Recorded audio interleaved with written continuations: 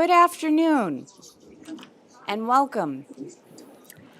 I'm Colleen Murphy, Associate Dean for Academic Affairs here in the College of Law, and it's my pleasure to welcome you all here today to the investiture of Jacob Sherkow as the Richard W. and Marie L. Corman Professor of Law. Investitures are a long-standing tradition in academia to acknowledge and honor faculty members who have shown exemplary achievement in their scholarship, teaching, and public engagement.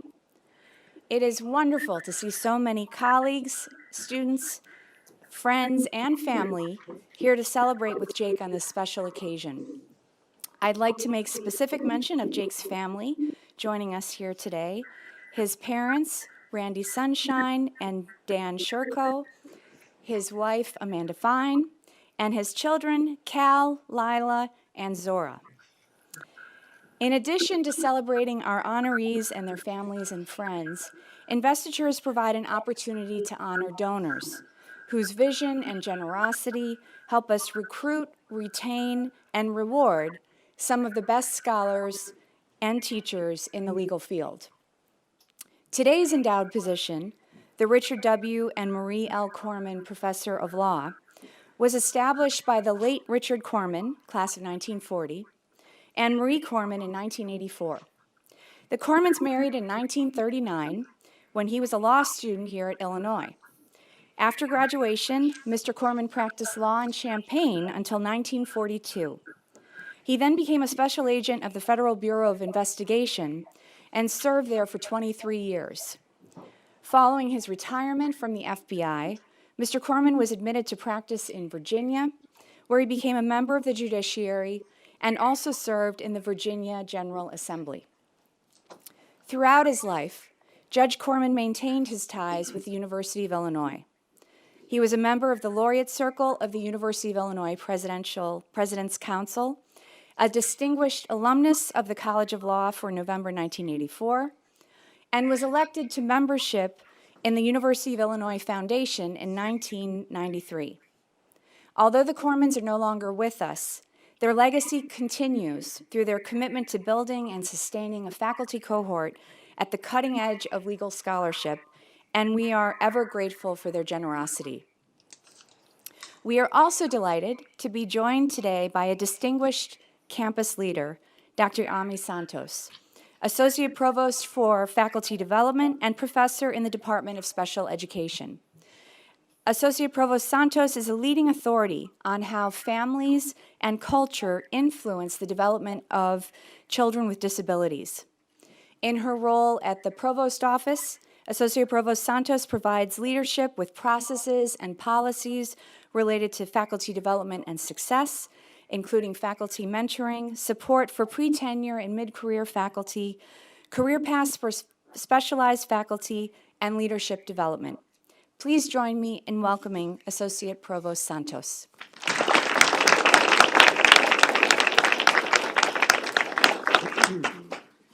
Good afternoon, and thank you, Associate Dean Murphy. I am honored to join you today to celebrate and acknowledge our colleague, Jacob Sherkow, as the Richard W. and Marie L. Corman Professor of Law. It is a genuine pleasure to recognize not only a remarkable scholar, but someone whose work truly embodies the Illinois spirit and tradition of interdisciplinary research. So on behalf of Provost Coleman, congratulations, Professor Sherkow, on this well-deserved recognition. It's always a great privilege to celebrate distinguished members of our Illinois faculty when they are invested into a named appointment. Now, these ceremonies are our most public opportunity to recognize excellence among our own academic family. In fact, this is one of my most favorite events here on our campus. They also act as a reminder that Illinois is a place where hard work is valued and scholarly achievement is championed and celebrated. It's important to remember what a distinction it is to earn such an honor at a university like ours. Excellence is the norm at Illinois, so today marks a truly significant milestone for Professor Sherkow. I'd also like to take a moment to acknowledge the generosity of our donors, with the late Richard W. and Marie L. Corman. And although the Cormans are no longer with us, their continued financial support benefits our mission and scholarly endeavors to this day. So as a university, we rely on that kind of generosity to strengthen our already world-class resources for scholarship, teaching, and public engagement. Endowed chairs and privately funded professorships also give us a critical edge when it comes to ensuring that some of the most accomplished scholars on our campus, scholars such as Professor Sherkow, continue to call Illinois home for many, many years to come. So during these special investitures, we're also reminded of the shared values that define us as a university. As a land-grant institution, Illinois has a responsibility to serve not only our state, but our nation and our world. So our faculty also have a special responsibility to engage in scholarship that addresses important societal issues.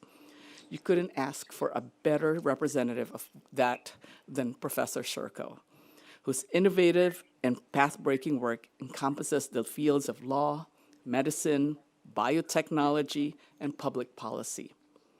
The very distinction we're celebrating today, a named appointment, is one of the most significant accomplishments in an academic career.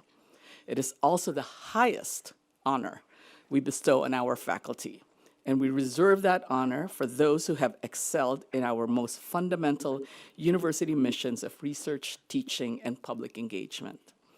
Professor Sherkow, your work exemplifies the best of Illinois. Congratulations once again on this well-deserved achievement. So thank you. And now I'd like to invite Associate Dean Murphy back to the podium.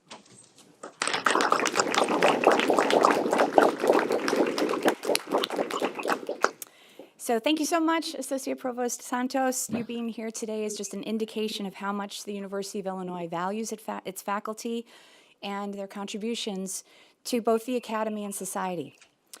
So although Dean Sharp could not be with us in person today, he has only the highest praise for our honoree. So some words from Jamel, Dean Sharp. Professor Sherkow is exactly the kind of legal scholar this moment in our history calls for. His insights keep a pace as scientific innovation rapidly reshapes private relationships, governance, and our legal institutions. His scholarship is deeply interdisciplinary and speaks to audiences not just in legal and scientific communities, but also to members of the general public. He has a talent for seamlessly connecting rigorous legal analysis to bioethics and cutting-edge biotechnologies. In doing so, he shows us law's indispensable role in guiding change at the frontiers of scientific inquiry. Professor Sherkow's achievements and the real-world impact of his work represent the very best of what the University of Illinois has and what makes it one of the world's finest research institutions. So Jacob Sherkow joined the University of Illinois in 2020, where he holds appointments not only in the College of Law, but also in the Carle Illinois College of Medicine, the European Union Center, and the Carl Woese Institute for Genomic Biology. His research focuses on intellectual property, regulation, and bioethics of advanced biotechnologies. He is a leading expert on IP protection for genome editing technologies such as CRISPR. Jake is the author of over 75 articles in both scientific journals and traditional law reviews, including Science, Nature, JAMA, the Yale Law Journal, and the Stanford Law Review. His scholarship has been cited by various federal courts, including the Supreme Court, and he has been extensively quoted in popular media outlets such as the Wall Street Journal, the New York Times, the Washington Post, and NPR. Jake's work has been recognized by both scientific and legal communities. He has served as an expert in patent disputes in both the United States and Germany, and he has also been an advisor to a committee of France's National Assembly on issues concerning the patenting of biotechnological research tools. He also regularly advises investment firms on matters pertaining to patent litigation in the biosciences. He is the recipient of many awards, including being named a 2024 University Scholar, one of the University of Illinois system's highest honors for its faculty. Beyond his scholarship, Jake serves as the co-director of the College of Law's Innovation Law and Technology program and teaches a variety of courses related to intellectual property and the life sciences. At his previous institution, he was the winner of the Class of 2017 Teaching Award. Since 2018, Jake has concurrently held appointments at the Center for Advanced Studies in Biomedical Innovation Law at the University of Copenhagen Faculty of Law, and immediately prior to joining Illinois, he was the Edmund Safra Petit-Flom Center's Joint Fellow in Residence at Harvard University and Professor of Law at the Innovation Center for Law and Technology at New York Law School. Jake has also held visiting appointments at Stanford Law School and Columbia University's Mailman School of Public Health. In practice, he has been a patent litigator at Gibson, Dunn & Crutcher and a law clerk at the U.S. District Court for the Eastern District of New York. It's quite a lot and impressive. Jake graduated cum laude from the University of Michigan Law School, where he was an editor of the Michigan Law Review and the recipient of the Fred Leckie and James Adler scholarships. He holds an MA in biotechnology from Columbia University and a BS from McGill University, where he majored in molecular biology and English literature. In addition to his legal training, Jake has several years of experience as a research scientist in molecular biology. He is a certified editor in the life sciences and is an avid squash player. He is admitted to practice in the state of Illinois, New York State, the U.S. Patent and Trademark Office, and various federal courts. Jake, would you please stand so I may present you with the medallion marking your investiture?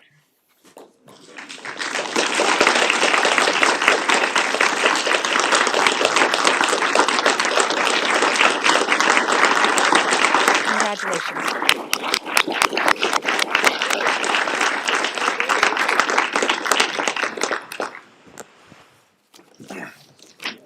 That was quite a lot. Thank you so much, Dean Murphy. Thank you, Associate Provost Santos. My thanks to Dean Jamel Sharp, who couldn't be here today. Thanks to my colleagues here in the audience for their unflagging support, their tolerance for my enthusiasm, for my students who showed up to agree to hear me speak today in order to get fed afterwards, to everybody on the second floor of this building for all their tremendous work making this place and events like these work. Thank you so much. And thanks to my wife, Amanda, my kids, Lila, Cal, and Zora, and my parents here in attendance, making the journey from sunny Southern California to snowy Illinois. You're welcome. I'm not sure I can convey how honored and humbled and appreciative and just full of gratitude that I am to be here today. It is quite an honor, especially at a place like this, to be invested into a named professorship, something I think people dream about when they first become an academic. And this recognition, the Richard W. and Marie L. Corman Professorship, is, I think, fitting in more ways than one. So as I understand, and this could be apocryphal, but Richard Corman met Marie Corman here at Illinois while they were both students, he a law student and she an undergraduate. As many of you know, I met my wife Amanda while we were both students, albeit both in law school. And so Amanda remains my law school sweetheart today. And so it is fitting and heartwarming to be recognized in a position that recognizes this bond, a memento amare, so to speak, that one can, in fact, find love in a 1L torts class. I've been an academic since 2012 and have been a professor in this building since 2020, back when we were still, spitting in tubes in the State Farm Center for COVID testing. And I have had the joy and the privilege to hear some of my colleagues' remarks on occasions like these when they were being invested themselves. Overgeneralizing a little bit, those remarks were mainly focused on substance and the importance of my colleagues' respective work. And so for the traditionalists in this room, and I see you, don't worry, I'll be doing some of that too.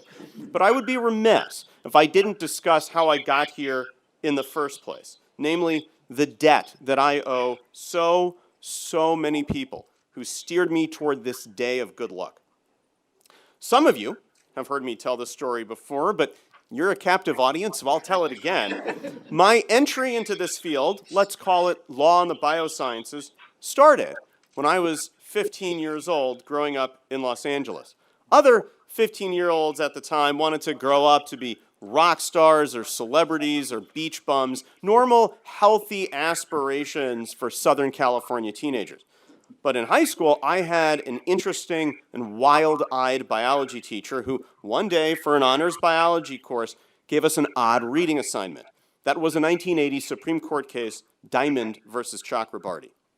That case concerned the patent eligibility of a genetically engineered bacterium, one with DNA modified to essentially eat crude oil, breaking it down into less toxic material.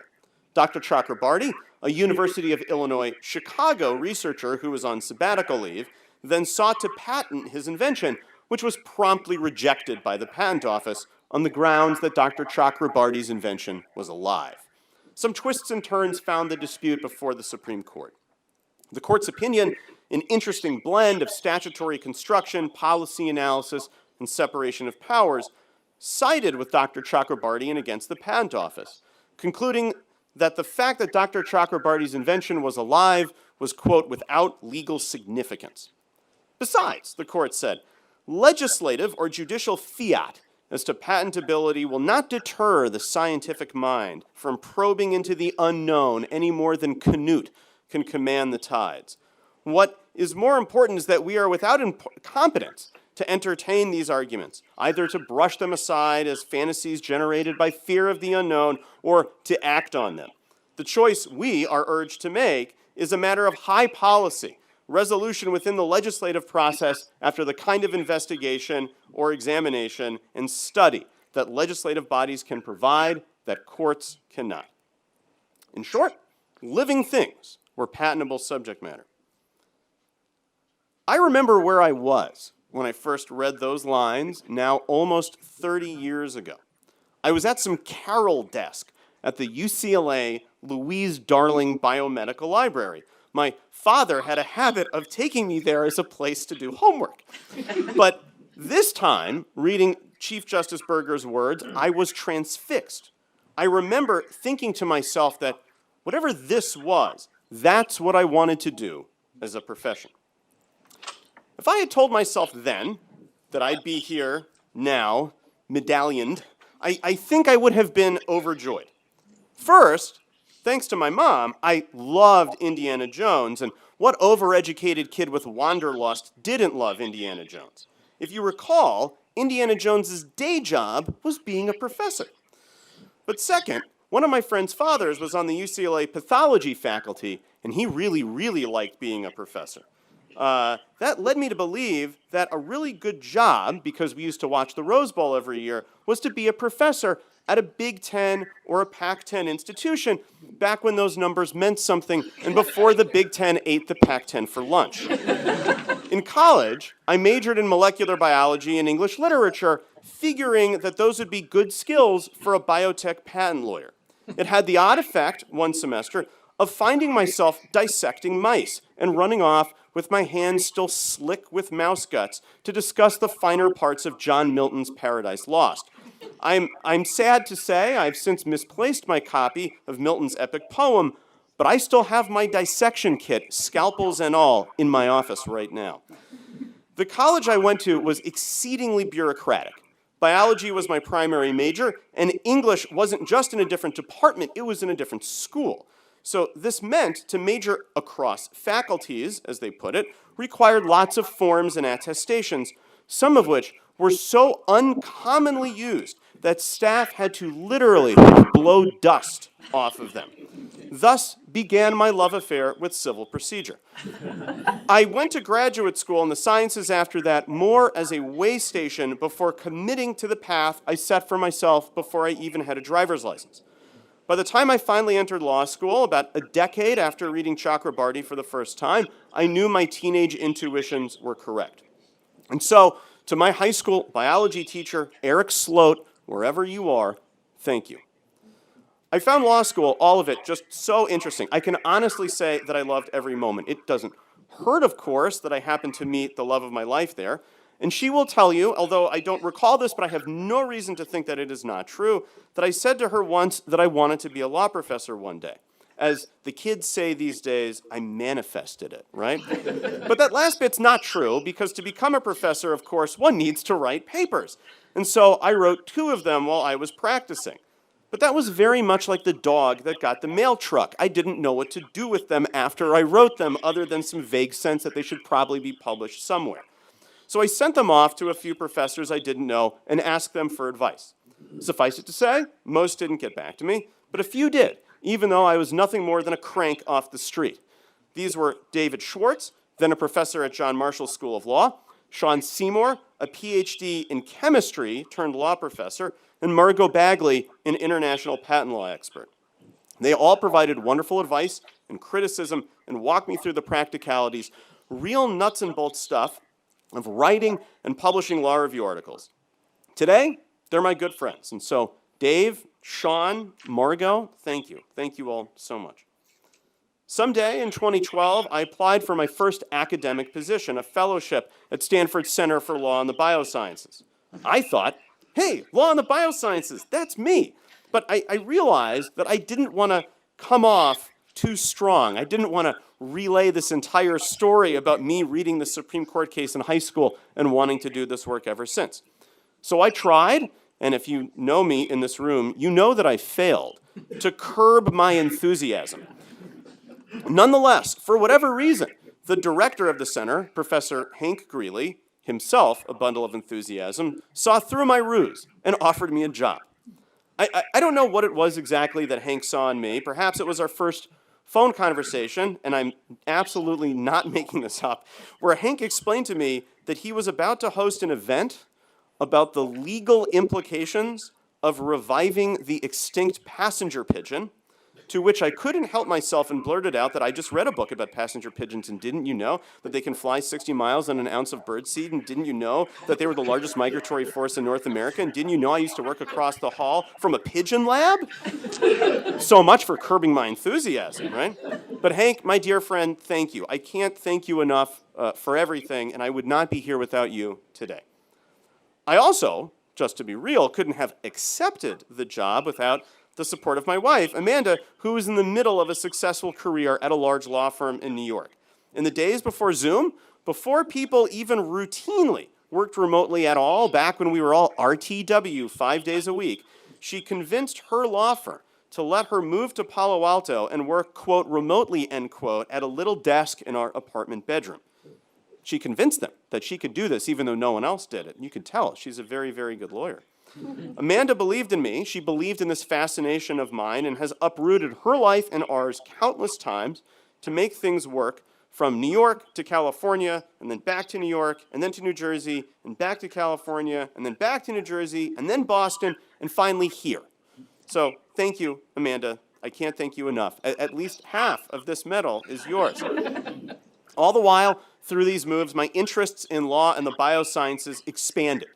During one of these sojourns, I had the good fortune to attend a conference on scientific irreproducibility, the fact that so many published scientific studies cannot be replicated. What was fascinating to hear was that this was not happenstance. Rather, in many cases, it was perfectly predictable.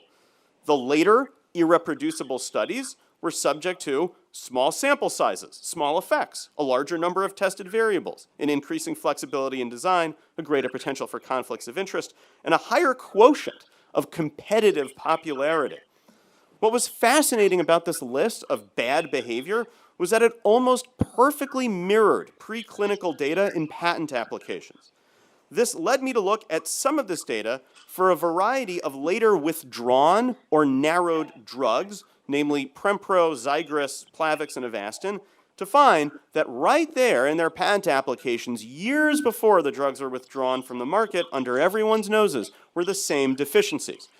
This was problematic because it encouraged companies to patent first and ask questions later, even if those drugs were ultimately unsafe. The paper, eventually published in the Duke Law Journal, was a joy to research. I got to dig back into scientific data, to tear apart patent applications, to cross-reference clinical trials with their underlying patents. I found one study where the entire basis of a patent application on a human sepsis drug was a pilot study in baboons, all of 10 baboons. It almost made me miss dissecting the mice. Almost. My laboratory experience led me to another paper, or I should say my failed laboratory experience. During graduate school, I spent a fruitless 8 months trying to put a piece of RNA, this is DNA's molecular cousin, into the nucleus of a cell. This was important because done right, the RNA would turn off its matching gene. The gene we were trying to turn off was called SMN1, and it was important for many patients of spinal muscular atrophy. The thinking was, if only we can turn off SMN1, we could maybe increase the production of a related gene, SMN2, which was thought to help patients. The trick, of course, was getting that darn piece of RNA into a human cell, and wouldn't you have it, I just couldn't get it to work. We put it in soap bubbles. We tried injecting it with a needle. We electrocuted the cells. We mixed them with milk. This is the famous calcium phosphate transfection method. Absolutely nothing would work. Scientists refer to these vehicles as vectors, and what I had was a vector problem. I left graduate school before I could solve it, putting aside RNA for enterprise organizations. But back in 2018, 13 years after I left graduate school, there was a vector revolution. Startups were starting up everywhere, peddling their wares to enable scientists to get their DNA and RNA into cells. This included Moderna of lipid nanoparticle fame. At the same time, those companies' patents did something funny. They disclosed their underlying inventions, but not how to manufacture them at scale or with the rigor required for FDA approval. This was problematic for a variety of reasons, not the least of which was economic. Vector companies were charging an arm and a leg, taking advantage of the patent system to do so. This reminded me of something, of growing up in California and learning when I was in grade school about the 1848 and 1849 gold rush. So for those of you less acquainted with the time period, the gold rush really takes off when Samuel Brannan, a general store owner and something of a charlatan, rushes down to San Francisco's Embarcadero with a nugget of gold and shouts, "Gold, gold, gold," from the American River, right? The genetic vector gold rush was like that, advertising that vectors are patented and charging accordingly without providing information about how to make one's own. Thus, the pick and shovel play, Bioethics and Gene Editing Vector Patents, published in the North Carolina Law Review, was born. Immediately before the paper was published, I had just gotten tenure, weeks earlier, in fact, and I was planning on presenting this paper at a conference. I naturally thought to myself, what's the point of tenure if you're not going to have fun with it? So I presented that talk dressed in full period costume, where my opening remarks were, of course, "Gold, gold, gold from the American River." I have heard from others that the talk was memorable. Professor George Contreras, University of Utah, was so tickled by the whole thing that he mailed me an honest-to-goodness tin pan, which is dutifully rusting away in my office right now. Around the same time, I had fallen in with a bad crowd. This is a group of antibody scientists. They're a fun-loving bunch, right? They formed a group, the Adaptive Immune Receptor Repertoire Sequencing Community, or AIRC, as so acronymized. These scientists had figured out a way to do mass DNA sequencing on almost every immune cell in the body. It is a technique that promises a revolution in immunology and immunotherapies, and it is an extraordinarily complicated piece of science. And unlike many scientists, these scientists were not squeamish about patenting their techniques. It was interesting for me to see how a bunch of non-experts, non-patent experts that is, navigated the US patent system and made policy accordingly. Then, in October 2017, the US Court of Appeals for the Federal Circuit issues a decision about antibody patents, Amgen versus Sanofi. The Federal Circuit said that the most typical form of antibody patent was invalid because it did not disclose every possible molecular combination related to its claims. I thought that this was stunning because one of the things I learned from the AIRC group was that this was effectively impossible. Antibodies are some of the most diverse molecules in the human body. Over the course of your life, you will make, within an order of magnitude or so, the same number of different antibodies as there are roughly stars in the Milky Way galaxy. This meant that the Federal Circuit was about to throw a wrench into patenting arguably the most valuable patents in the entirety of the patent system. Just like Diamond versus Chakrabarty, I remember where I was when this opinion came out, having the feeling that it would be important, not just for the field, but also for me personally. My criticism of the decision, with a heaping helping of science behind it, became the antibody patent paradox, published in the Yale Law Journal, which was then cited in the same Amgen case when it was appealed to the Supreme Court in 2023. Back here at Illinois, I got more into DNA sequencing thanks to the wonderfully helpful staff at the Roy J. Carver Biotechnology Center. Did you know that you can bring them anything, any piece of living tissue, and they will sequence it for you for a small fee, often less than a few $100s? A colleague of mine at another institution, a non-scientist, was skeptical that this was so easy. And so, of course, I threatened him by saying I was going to steal his coffee cup, send it to Roy J. Carver for sequencing, and upload his DNA to the internet for everyone to see. That made him a believer very, very quickly. But the exchange led me to wonder what other IP professors thought about this development, and so one day I parsed the literature for an answer. What did they say about this revolution in DNA sequencing? Answer? Nothing. Nada. Zilch. I couldn't believe it. This was a major technical development in the field, and there was no IP literature on it. The upshot there was that the ease of DNA sequencing may put downward pressure on the protectability of DNA as a trade secret, because one of the requirements is that the underlying data cannot be quote-unquote readily accessible to the public. Don't leave your coffee cups and water bottles that you've drank from lying around. In researching the paper, The Myth of DNA Trade Secrecy, in the UC Law Journal, I had the opportunity to become familiar with some of the industries where DNA trade secrecy plays a significant role. You may think, based on my earlier remarks, this was human medicine.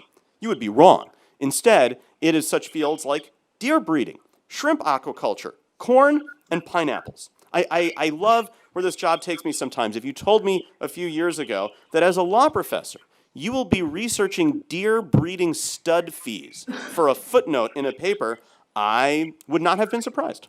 But of course, I have to talk to you about CRISPR. This is the DNA editing technology that was the subject of the 2020 Nobel Prize in Chemistry. You see, DNA used to be like the weather. Everyone talked about it, but nobody was doing anything about it. Namely, we could read DNA, but we couldn't really edit it or write it. We had some tools, to be sure, but they were clumsy or expensive or of limited utility. CRISPR allows anyone to edit DNA using effectively only two ingredients, a general-purpose enzyme, called a Cas protein, and a small snippet of RNA. Pair the two together, and the complex goes to a DNA site that in theory matches the RNA sequence that you put in. This is easy enough. RNA is programmed. You can literally go online and order a vial of RNA to your sequence specification for roughly speaking about $50 today. Perhaps this is what my students are shopping for online during class. It's hard to overstate how enormous the potential for this technology is. It could feasibly cure some genetic diseases, as it did for Victoria Gray, the first person to be cured of sickle cell disease at the genetic level. It could improve crop production beyond what is currently capable for traditional breeding techniques. It can serve as a general-purpose diagnostic for simple blood tests. But first, it is subject to a patent dispute. In 2014, I got an email from my former professor, Hank Greeley, asking me to help one of his students, Chris Wyant, who knew about CRISPR, but not a lot about patent law.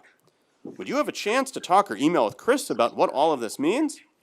Chris explained to me the technology, and I could feel this excitement start all over again, the same type of excitement that I had when I first read Diamond versus Chakrabarty. Right? Chris explained to me the technology, and we wrote a paper together before Chris moved on to his PhD. So thank you, Chris Wyant, wherever you are. Since then, I have been following the dispute like a pot-boiled page-turner in its every detail. I've written at least 14 articles about CRISPR. Since then, I have lost track. You'd think I had run out of things to say by now. You would be wrong. And I've been fortunate, truly blessed, to be able to go all over the world to talk about this patent dispute and other things, literally from Scandinavia to Australia and lots of places in between. I've dragged my kids along, who have been not just good sports, but adventurers, just like Indiana Jones' father, who dragged the adventurer around the world on archaeological digs. I love nothing more than bringing my kids along with me wherever I get invited to speak. To be clear, that would make them Indiana Jones and me Sean Connery, which I'm fine with. But I couldn't do it without their moral support. So thank you, Lila, Cal, and Zora, and for letting me embarrass you now. And then, I get these emails. I get emails from high school students who, for whatever reason, have come across my work on CRISPR. One was a high school student from Lincolndale, New York. I've read many resources on the topic, including your articles. I was hoping you might be available to answer a few questions and offer some guidance. I was wondering about the application of CRISPR-Cas9 for the use and development of some systems. Thanks, Professor. Right? Or another from Cambridge, Massachusetts. I found your CRISPR article to be really interesting and a very useful source for my paper. Another, all the way from Monterrey, Mexico. I'm writing an essay about how CRISPR-Cas9 works and how it can genetically modify humans. I need to conduct an interview with an expert in this area. Please help me. Right? Reading these, it's hard for me not to remember that moment back at the Louise Darling Biomedical Library when I fell in love with law and the biosciences now almost 30 years ago. Maybe, just maybe, some of the work I'm doing here is lighting the same spark in those students.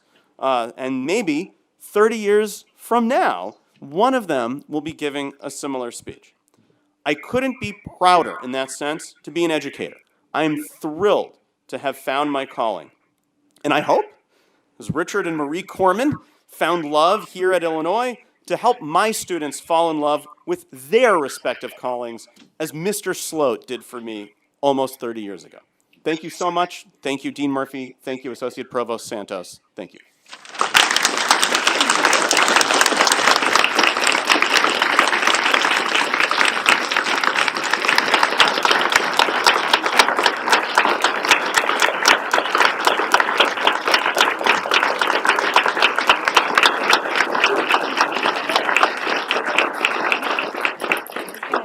Formally closed. So congratulations again, Jake. We honor your achievement, look forward to continuing to celebrate you now and see your future contributions to the Academy and University of Illinois. Thank you to everyone for joining us here today. Please join us for a reception just right outside in the Pierre and Sarah Peterson Pavilion. And congratulations.